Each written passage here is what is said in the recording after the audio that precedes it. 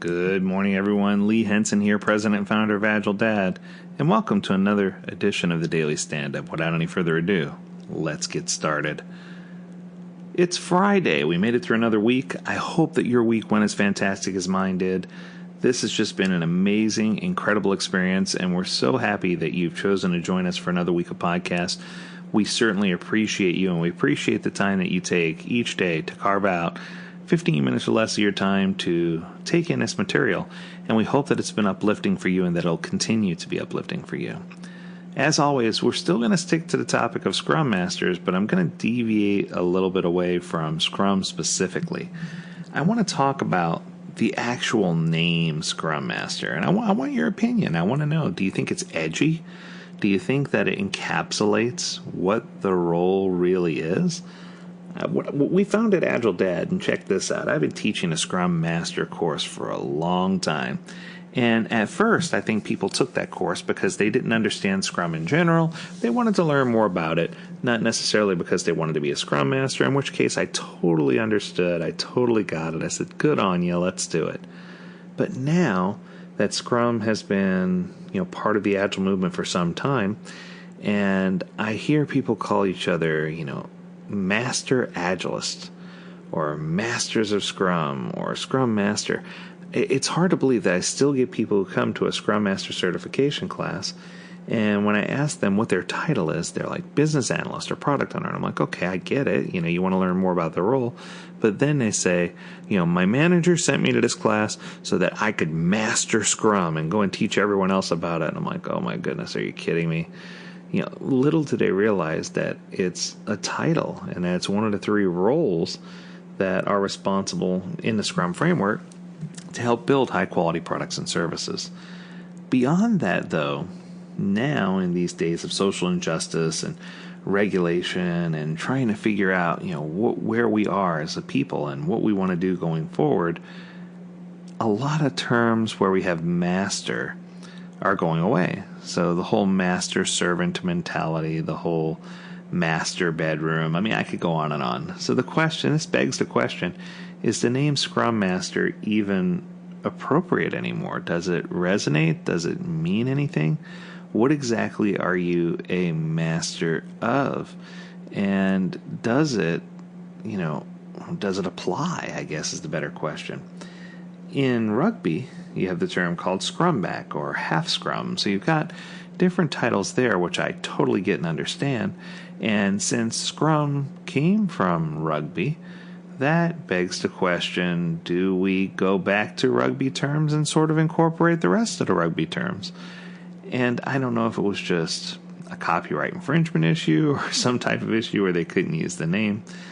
But I've always wondered why Scrum, but now I'm starting to think why Master. And I think if we put it all together, we'll come up with a really unique response. Let me explain. So first, let's start with Scrum.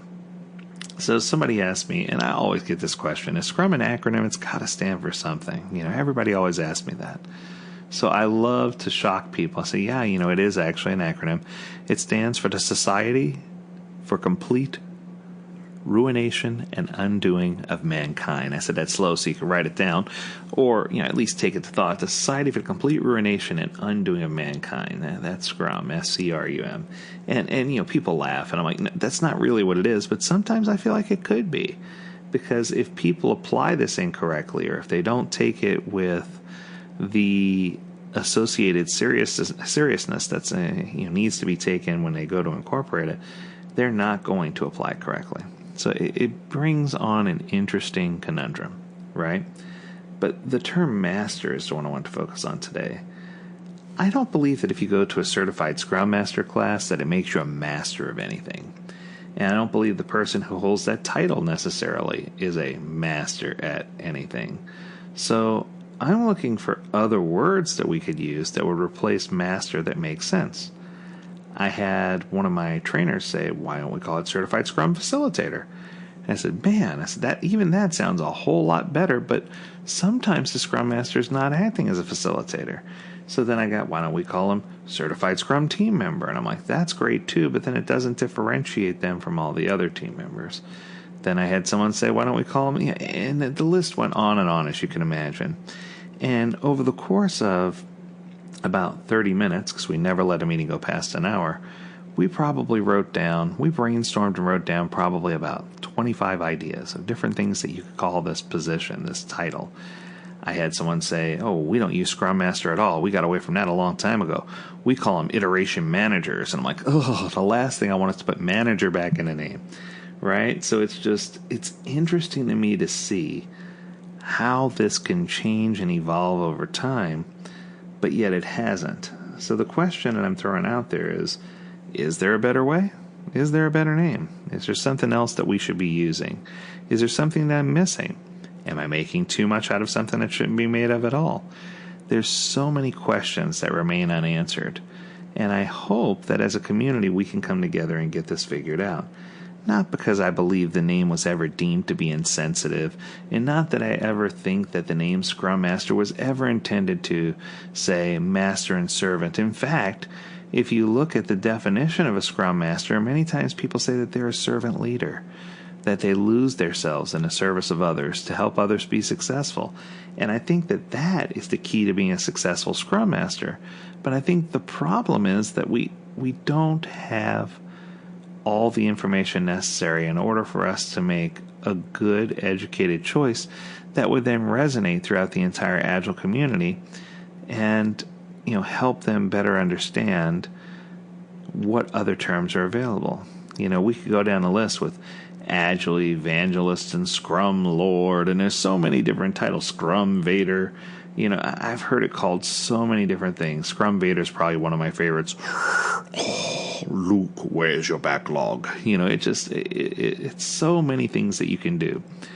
I think the key here is, just as we do with team names, just as we do with organizational fun and uplifting, I think that we ought to come up with something that we call a Scrum Master that's safe for work, that's non-offensive, and run with it, and not be afraid to call it something different.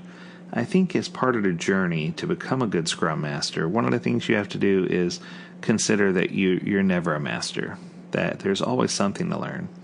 Oftentimes in my classes, I get people to rate themselves on a scale of 0 to 10, and whenever I rate myself, I always rate myself an 8. And people are amazed. They're like, why an 8? You should be a 10. And I'm like, I'll never be a 10. There's always something to learn. And I think if we look at life that way, it's going to make us a better person. So in order to dive away from Agile for a second and just bring us back to reality, whether we're a father or whether we're a mother, a sister, a brother, doesn't matter. I challenge you to ask yourself, is it just a title to you? Or do you really live the values that make you that person? What are the values? Do you even know what the values are? And once you recognize and understand what the top 5 values are, then you can ask yourself, just as I would if I were a Scrum Master, am I focused? Am I really focused on what the team's needs are and the organization's needs are? And am I focused on uplifting other individuals and helping them be the very best at what they can do? Am I open and honest in all my communications? Do I share openness and share openly about myself and about my experiences so that I can help uplift other people? Am I respectful to people who are different than I am? And do I listen to differing opinions and listen openly with an open mind and an open heart to really help understand their position and to help support their position when necessary so that we can make a wave and change the way things are happening around us? Do I practice true commitment? When I say I'm going to do something, do I always follow through? One of the things that my kids will tell you is when I make a promise, when Dad makes a promise, he never breaks it. Are you that same kind of person? Do you keep your promises? Do you always live to do the things that you need to do? And then E is extreme courage, and that's the hardest one. Do I go through life and just let things go by me?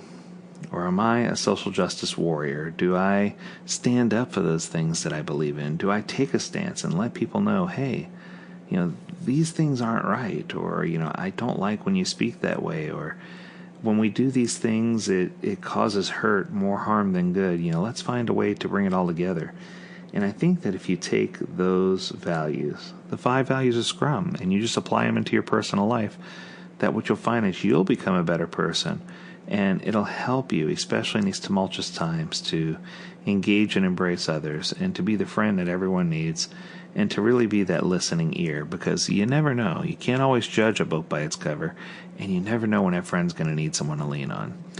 I hope you have a magnificent weekend, and I hope you've enjoyed this week of editions and episodes of the Daily Stand-Up. As always, we encourage you to visit AgileDad.com and to remember to stay healthy, stay well, and stay agile. Until next week, my friends, do take care. Have a great weekend.